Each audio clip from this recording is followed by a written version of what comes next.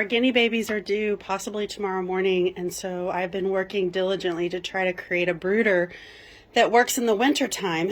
We're in a shed that is has electricity, but it does get cold in here. So the first thing I did was I got this whole room heater, lots of safety measures on it, and ran it all night long.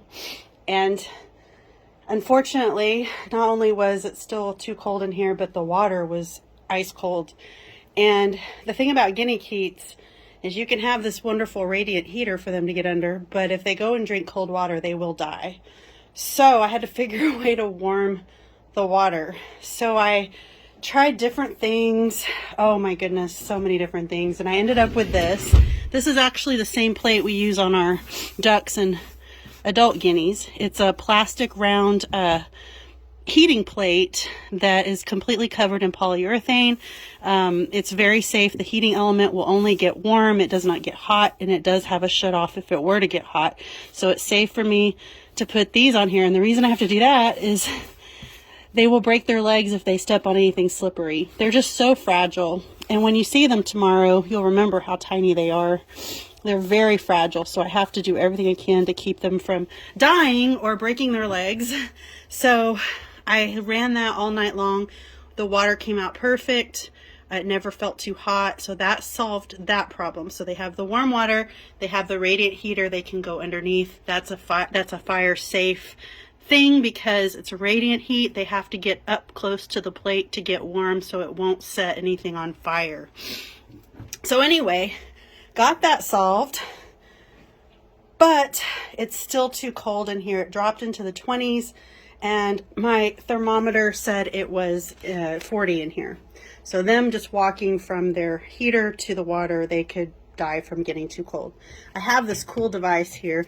This is a temperature reader, and the digital reader is inside my house, so I can monitor it from inside the house. It's using Bluetooth. And so that's really cool. That helps me keep an eye on it without having to come in here. So I didn't want to have to go to this, but I went ahead and got the infrared heat lamp on them. The reason I don't care for that too much is they tend to be fire hazards. They are always running the same temperature. They're the same heat lamps they use in buffets to keep food warm. So it just isn't ideal, but in the winter time, I think it's going to be okay. I have it very safe away from everything on a stand.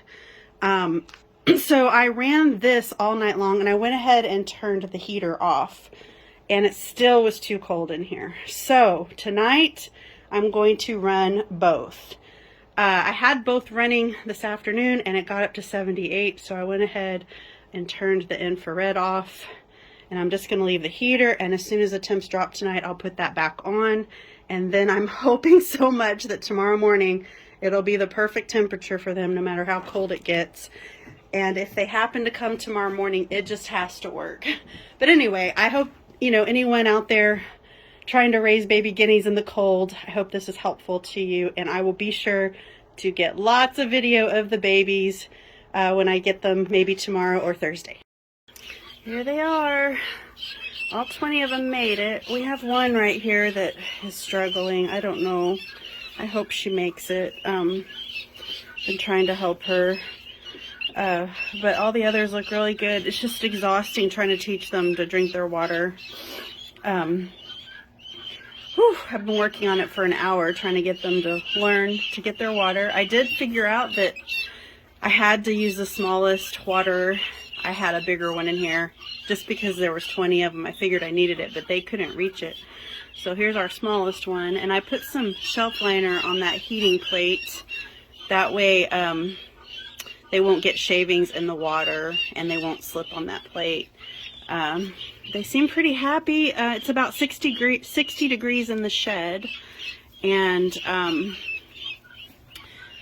they seem to be fine. They're coming out. I've had to change their water twice because it was getting a little bit cold. Really trying to help this one. She seems real dehydrated. They got here in 2 days, though last time it took 3 days, so it's nice that they got here a little bit earlier. Anyway, we're doing good. Let's see if we can get a peek under the plate here. You can see some more in there. Oh, it's funny how you see the different personalities. Some of them are rowdy, some of them are quiet. Oh, oops, did you fall over? Here they are, day 2. They are being silly and fun and doing Guinea ridiculous things. They're just very entertaining, even from when they're born. Having babies on the farm is always fun, but there are hardships. It seems like whenever I get some, there's a few that don't make it, usually from dehydration. No matter how many times I show them how to drink their water, they just don't initiate it, and then they die. So I woke up to 3 passed away this morning. It was so hard. I noticed 3 more struggling, and tried to help them. When I got home from work, one of them had passed, so we've lost 4 of the 20. And then this one is struggling right now. She is drinking water and she is walking around, but she's very weak and I'm having a hard time getting her to initiate it. So praying for her to make it. The other one everyone else seems to be doing fine. So that 3rd one is okay. So we're down to 16.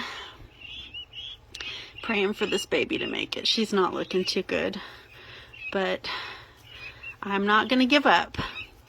So that's day 2 if you're keeping up with our guineas.